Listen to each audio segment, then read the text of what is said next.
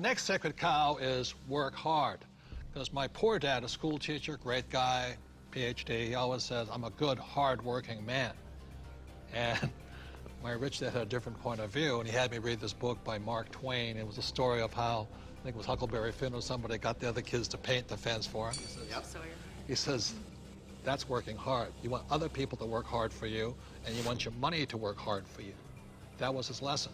And a lot of people really, you know, they can't wait till Friday because they hate their work so much, and they dread Sunday because they have to go back to work.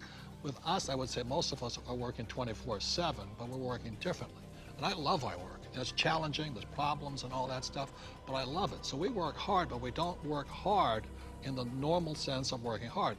The problem with working hard for money, because the rich don't work for money, the problem with working hard for money is you pay more in what, Tom? Taxes. Taxes. The harder you work for money, the more you will pay in taxes, right?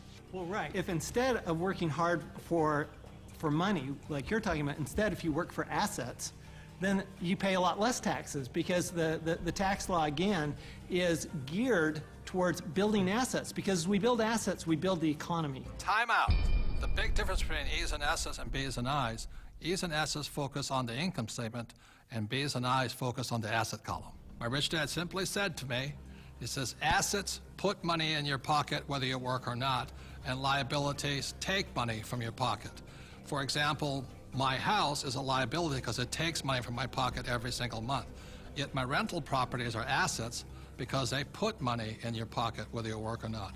One of the reasons so many people are struggling financially today is they're buying liabilities they think are assets. As we build assets, the economy grows, and the employees get benefits also, because now we have more jobs for more employees.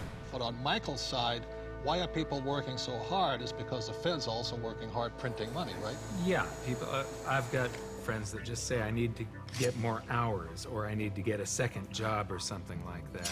They're working harder to make a few more dollars, but they don't realize that over this entire past decade, the average in real income after inflation has been falling. So the harder people work, the less they're making anyway, because the government and the Federal Reserve, the banking system, they're basically stealing it from them. Can we bring in the bags of coins right now? Thank you. I'm not going to hold that. Oh, I'll give you an example.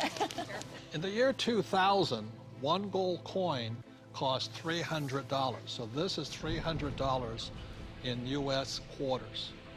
Today, in 2010, that same gold coin,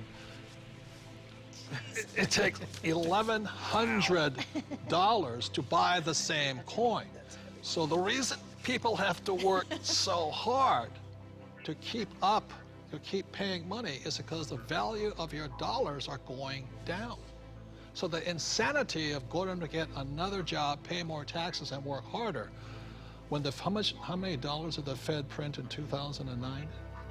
From August of 2008 through 2009, they created about 1.5 times more paper dollars than it took 200 previous years to print.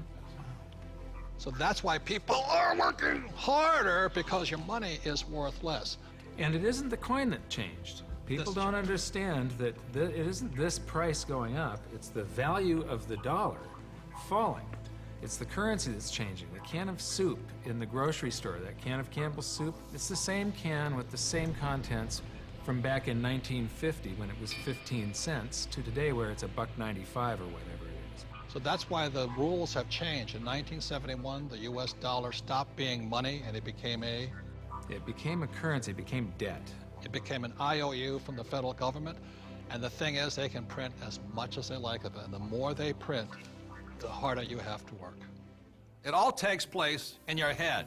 Take this glass here. In this case, the glass here is context. It holds the content, in this case, the water. E's and S's have a different context than B's and I's. Having a different context, E's and S's attract the sacred cows like go to school, work hard, live below your means. B's and I's, having a different context entirely, attracts a different type of content, different type of information, different type of education. Money is created out of your head. If you're a true B and I, you're not concerned is because just like the Fed, we can print our own money.